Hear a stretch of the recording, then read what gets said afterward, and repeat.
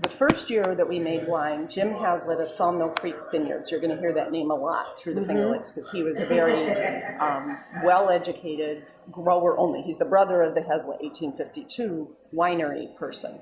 But Jim only did vineyards, and he had some of the finest plantings, still has, of vinifera vineyards, and really pioneered trying a lot of varieties. Very, very good research kind of guy. So he came to us in '93 and he said, I have my first ton of Cab Franc and Merlot. He had 3 tons actually, and he was going to sell a ton each to 3 different wineries. So we made Cab Franc and we made Merlot, and they came out pretty good. They were better than expected considering our consultant, us, none of us knew how to work with reds from the Finger Lakes because there hadn't been any to that point. Exactly.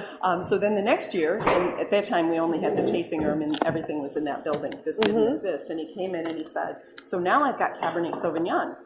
And I said, go away. We're not going to make Cabernet Sauvignon. Forget it. Nobody will ever buy Cabernet Sauvignon from the Finger Lakes. It's not going to get ripe. It won't work. It won't. I gave him a long list of reasons and sent him away. And he So he went by the press area where Tom was pressing something. And Tom said, Jim, what do you got there? And he said, oh, it's Cab Sauv. Marty said she didn't want it. And Tom said, bring it in.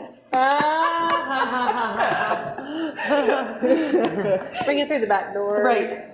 So then we went to label it, and I said, we are not going to put Cabernet Sauvignon on the label because nobody will buy it. Nobody will believe it can be Cab, and most years it probably won't. We won't have enough Cab to get it ripe, so it won't be 75%, and then we'll have to relabel. So after much going around, we came up with the name Pinnacle, which actually worked very well for many years.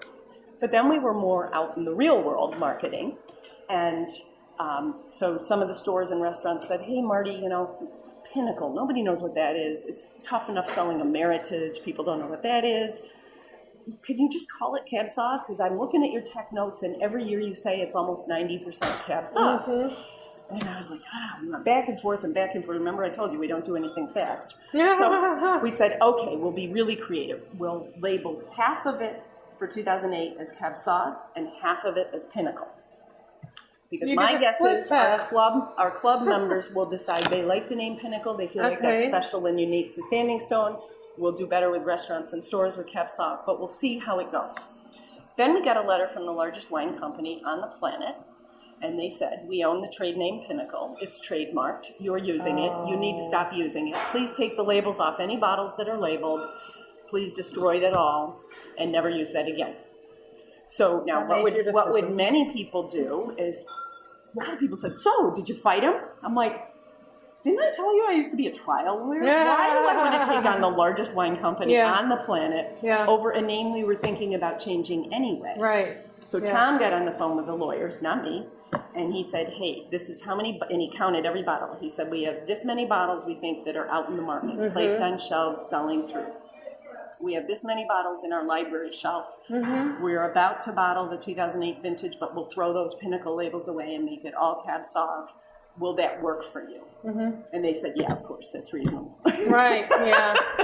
Good. So that's how we got to calling a wine Cabernet Sauvignon. That is actually a really good The great story. wise one said, we will never make a Cabernet Sauvignon. Never. Here we are. I never said never. I said never a blue bottle. I said never a restaurant. Never. We've done 2 of those. I said, all the